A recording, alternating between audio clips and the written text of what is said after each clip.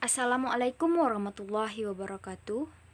Perkenalkan, saya Dela Wulandari. Di sini saya akan menampilkan media pembelajaran yang berupa video pembelajaran, yaitu mengenai menghindari akhlak tercela, israf, dan tabzir. Adapun tujuan dari pembelajaran ini ada 6, yaitu melalui small group discussion, peserta didik dapat yang pertama mengimani kewajiban menghindari akhlak tercela, yaitu israf dan tabzir. Yang kedua, membiasakan sikap bertanggung jawab dan peduli kepada sesama sebagai cermin dari pemahaman dalam menghindari akhlak tercela, israf dan tabzir. Yang ketiga, mengidentifikasi bentuk dan cara menghindari akhlak tercela, israf dan tabzir. Kemudian yang keempat, menyimpulkan bentuk dan cara menghindari akhlak tercela, israf dan tabzir. Yang kelima, mengkritisi akhlak tercela, israf dan tabzir. Dan yang terakhir, yang keenam, merumuskan hasil analisis tentang bentuk dan cara menghindari akhlak tercela, israf dan tabzir.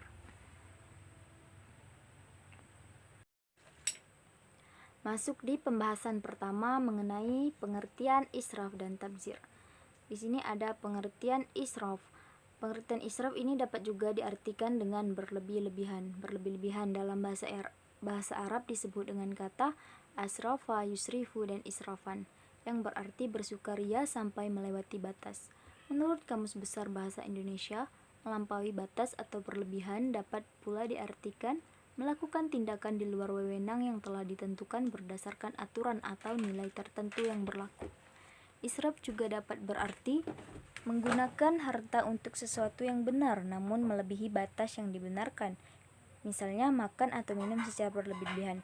Jadi israf ini menggunakan harta untuk melakukan sesuatu yang benar, namun digunakan secara berlebih-lebihan. Contohnya ini membeli makanan dari uang yang halal, tapi membeli makanan dan minumnya itu secara berlebih-lebihan, sehingga ini disebut dengan israf. Selanjutnya ada pengertian dari tabzir. Tabzir berasal dari bahasa Arab, diartikan sebagai suatu perbuatan menghambur-hamburkan harta. Menurut Kamus Besar Bahasa Indonesia, tabzir diartikan sebagai berlebih-lebihan atau menghambur-hamburkan dalam pemakaian uang ataupun barang. Secara istilah, tabzir ini disebut dengan boros, yaitu perbuatan yang dilakukan dengan cara menghambur-hamburkan uang ataupun barang dengan tujuan untuk memenuhi kesenangan. Tabzir juga bisa diartikan sebagai menggunakan harta untuk sesuatu yang tidak benar. Misalnya, membelanjakan harta untuk tujuan maksiat. Jadi tabzir ini kebalikan dari israf. Tabzir ini menggunakan harta untuk sesuatu yang tidak bermanfaat. Misalnya, menyumbangkan harta untuk kegiatan atau sesuatu perbuatan. Misalnya, menyumbangkan harta untuk dipakai berjudi. Itu dari tabzir. Selanjutnya ada contoh dari israf. Contoh dari israf ini yaitu israf dalam berpakaian, misalnya memakai pakaian dengan mode pakaian yang justru tidak sesuai dengan syariat, misalnya terlalu panjang atau terlalu kecil. Ini misalnya ketika wanita memakai pakaian yang terlalu ketat, menampakkan lekuk tubuh, itu disebut dengan israf dalam berpakaian. Kemudian israf dalam beribadah, misalnya melaksanakan sholat lail semalaman suntuk sehingga ketiduran dan tidak melaksanakan sholat subuh. Jadi ini israf dalam ibadah, melaksanakan sholat sunnah, tapi melaksanakannya semalaman suntuk sehingga ketiduran dan tidak melaksanakan ibadah wajib. Lalu israf dalam penggunaan air, yaitu mencuci pakaian dengan menggunakan air yang berlebihan atau membiarkan air keran terbuka sehingga air terbuang dengan percuma. Lalu israf dalam penggunaan listrik, misalnya tidak mematikan lampu setelah selesai dipakai, tidak mematikan kipas angin setelah dipakai. Itu dari contoh perbuatan israf dalam penggunaan listrik. Di sini bisa dilihat gambar-gambar contoh dari perbuatan israf. Memakai secara berlebihan sehingga membuat yang lain menunggu. Ini kan di tempat umum. Lalu berbelanja dengan berlebihan, kemudian makan dengan berlebihan. Selanjutnya masuk ke contoh dari tabzir. Contoh dari tabzir yang pertama ada memberi sumbangan untuk kegiatan hura-hura dan kemaksiatan. Misalnya ini untuk acara pesta minum minuman keras, walaupun yang menyumbangkan ini tidak ikut pesta tersebut, tetapi sumbangan tersebut masuk dalam perbuatan tabzir. Selanjutnya, yang kedua ada mengkonsumsi makanan yang tidak ada manfaatnya dan justru membahayakan. Contohnya ini mengkonsumsi minum-minuman keras dan narkoba. Ini termasuk perbuatan yang dilarang, juga perbuatan haram. Kemudian membeli sesuatu yang tidak diambil manfaatnya, lalu kongko-kongko yang tidak jelas tujuannya. Ini termasuk tabzir dalam soal waktu dan kesempatan, disebut dengan membuang-buang waktu. Kemudian ada segala sesuatu pembelanjaan yang tidak memperhitungkan tujuan dan kemanfaatan dan hanya menuruti kesenangan. Selanjutnya ada dampak dari perilaku perbuatan israf. Yang pertama, harta lebih cepat habis sehingga susah untuk menabung.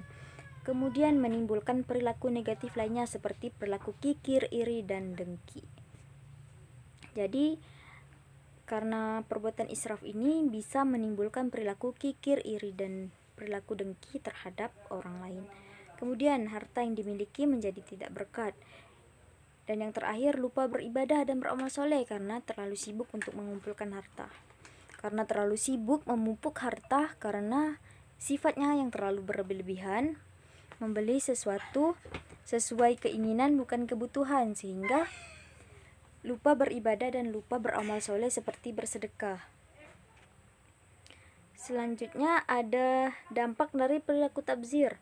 Yang pertama, mendapat dosa karena yang boros sesungguhnya bersaudara dengan setan. Kemudian menjadi pribadi yang kufur nikmat karena tidak lagi pandai merasakan kenikmatan dari hal-hal kecil atau sederhana. Ini yang tidak pandai bersyukur. Kemudian akan menjadi pribadi yang tidak mengurus keuangan sehingga cenderung selalu merasa kekurangan. Selalu merasa kekurangan dan kekurangan walaupun kebutuhannya sudah terpenuhi, sudah cukup, tetapi karena sifat boros ini mengakibatkan menjadi selalu merasa kekurangan. Kemudian yang keempat, menjadi pribadi yang kurang pandai berempati, peduli pada kekurangan orang lain, dan cenderung egois.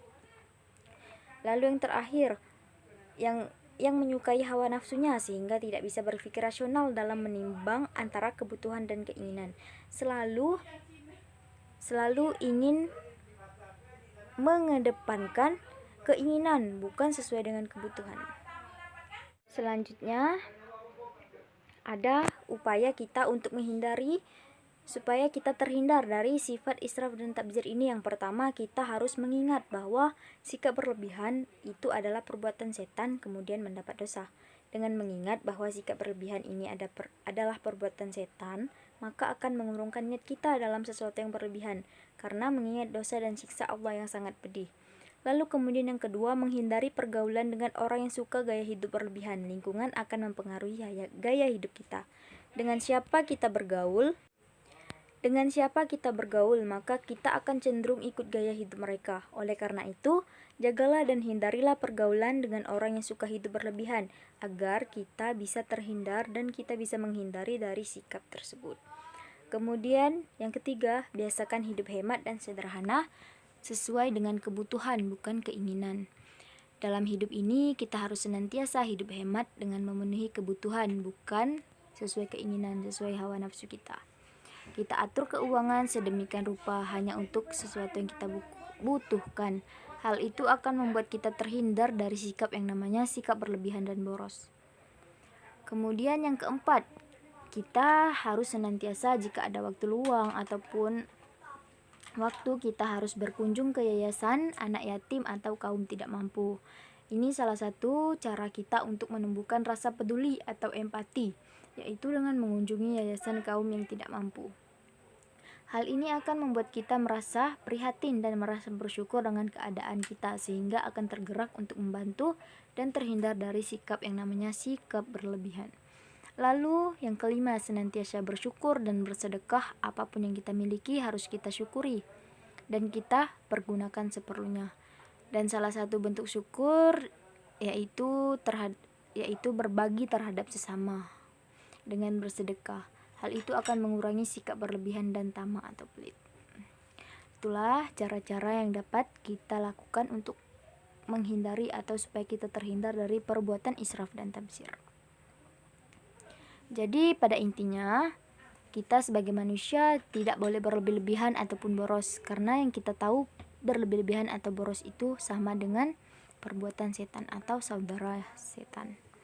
Maka dari itu, apapun yang kita inginkan, apapun yang kita perlukan, kita harus bisa mengontrolnya dengan seadanya apa yang kita butuhkan, bukan apa yang kita inginkan.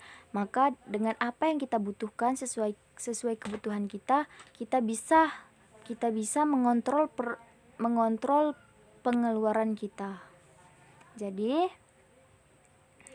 tidak boleh memaksakan kehendak atau memaksakan keinginan. Belilah sesuai kebutuhan, bukan keinginan. Jadi sekian dari video pembelajaran yang telah dipaparkan. Kurang dan lebihnya mohon maaf. Sekian dan terima kasih. Wassalamualaikum warahmatullahi wabarakatuh.